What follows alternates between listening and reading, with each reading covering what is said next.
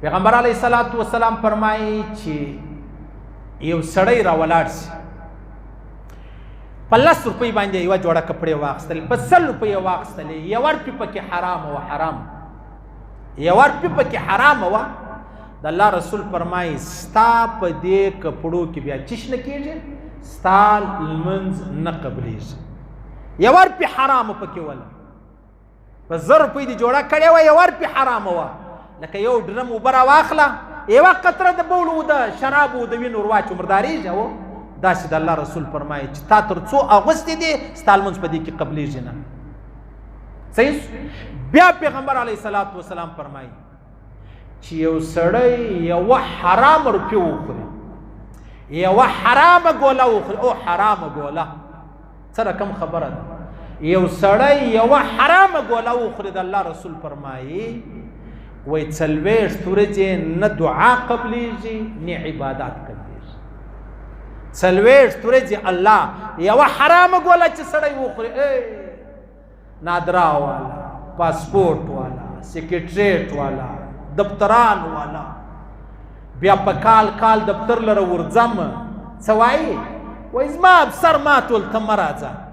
زما د دې دی مثال لکه یو سړی لمانځه لر نه ځي. ولې نه ځې؟ ول زموږ مولوي صاحب ول ستا دپاره په کور کې لمونځ دی کې که یې کې نه که یې ماجت له مه راځه. نو زه په دې خبره کافر کېږم. او نو ته بیا څنګه مسلمان پاته یې؟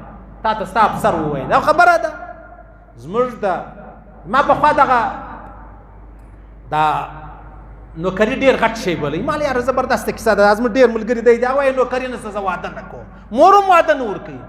دا مردارې نوکرۍ څه کوئ ظالمانو؟ په کال ورځې نه د چا زوی شل دی، د چا زوی ګونګی دی، د چا د ړوند دی، د چا د کوڼ دی، د چا د بل لیونی دی.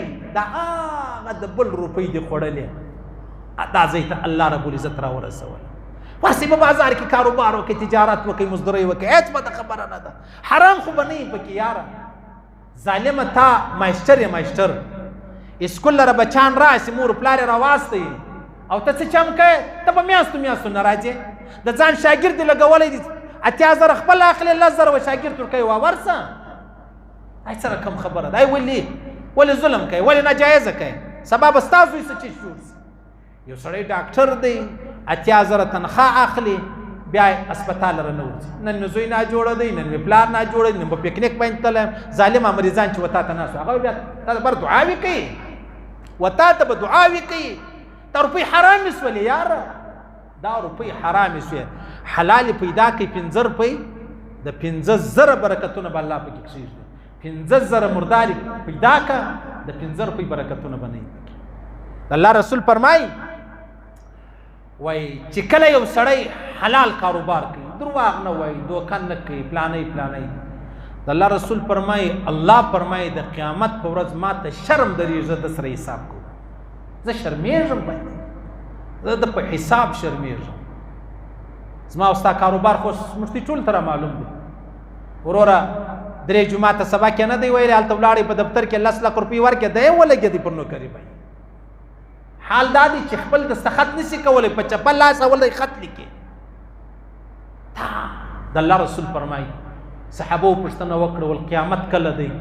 ول چې کله نااهله خلکو ته کار وسپارل سو، نااهله خلکو ته، بس بیا خبرې پرېږده، بس دغه قیامت دی، دغه یې ورځ ده د قیامت. زموږ دفتران لره ورسي څه نااهله انسانان دي، چا په 80 لکه، چا په 1 کروڑ روپۍ باندې سیټ رانیولی دی، بیا ورته ناست. څونه لوی ظلم دی او څونه ناجایزه خبره ده. او بیا روایتو کې راځي عبدالله بن مبارک فرمایي 1 لک حلال روپۍ زه خرڅ کم، 1 لک حلال روپۍ خرڅ کم، دومره ثواب نه لري لکه یوه مرداره روپۍ د ځان جنې بچاو که، یوه مرداره روپۍ د ځان جنې بچاو که. سعد رضی الله عنه راغلی پیغمبر اسلام ته ویل یا رسول الله ماته یو دی شی راوښیئ چې زه دعا کوم، زما دعا الله نه ردوي، الله یې قبلوي. ول حلاله ګوله خوره، بیا به ستا دعا وي الله نه ردوي، بیا به ستا دعا الله نه ردوي. اوس به زه خپل ځان ته وګورم او تاسو خپل ځان ته وګورئ. زه څونه ډوب یم په حرامو کې او تاسو څونه یاست. زه به هم د خپل ځان فکر وکړم، تاسو هم د خپل ځان فکر وکئ. زه به هم خپل ځان د جهنم بچاو کوم، تاسو هم ځانونه بچاو کوئ. هر سړی په دې پوه دی دا حلال دي دا حرام دي خو یې باندې څنګه کوي مجبوري ده دا نن مجبوري ده په قبر کې زما استاد سره هېڅ څوک نه دي را سره یو ما او تای په قبر کې ته به ته زه به زه یم هغه ماران هغه لړمان هغه تنګي هغه تیاره هغه وحشت هغه تنهایي دا به زما ستا په برخه بس نو خوښه زما هم خپله ده ستاسو هم خپله ده خیر الله دې ویل اورېدل قبول منظور وګرځوي الله دې خپل احکامات د جناب نبی کریم صلی الله علیه وسلم مبارک طریقې را نصیب کړي الله دې حلال ګوله را نصیب کړي الله دې حلال کاروبار را نصیب کړي الله دې حلال روزګار را نصیب کړي الله دې پر دې ویلو موږ ته د عمل کول توفیق راکړي والله رب العزت د مرګ پر حال دغه تور را نصیب کړي چې موږ مرو دا وایو لا اله الا الله